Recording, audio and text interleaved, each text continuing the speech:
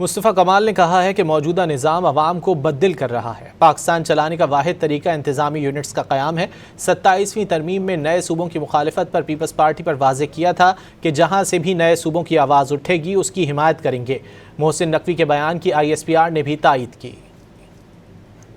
یہ آپ کا نظام لوگوں کو غدار کر رہا ہے، یہ آپ کا نظام لوگوں کو محروم کر رہا ہے، لوگوں کو پاکستان سے بدل کر رہا ہے۔ 27ویں ترمیم کا موقع آیا، پھر ہمیں وزیر اعظم نے بلا کر کہا کہ ہم آپ کا شکریہ ادا کرتے ہیں، آپ نے ہماری بات مانی اور میں آپ سے وعدہ کرتا ہوں کہ ہم اس کو کروائیں گے 27 ترمیم میں۔ پیپلز پارٹی نے اس لوکل گورنمنٹ کی ترمیم کو اپنی غرور اپنے اس جو ان کے پاس نمبرز ہیں جس کو پتا ہے کہ وہ حکومت کو گرا دیں گے، انہوں نے اس کو جو ہے وہ ویٹو کر دیا۔ محسن نقوی صاحب جو ہے وہ پاکستان کے بہت بڑے وزیر ہیں، اس کے اگلے دن جو ہے وہ DG ISPR نے ان کو انڈورس کر دیا۔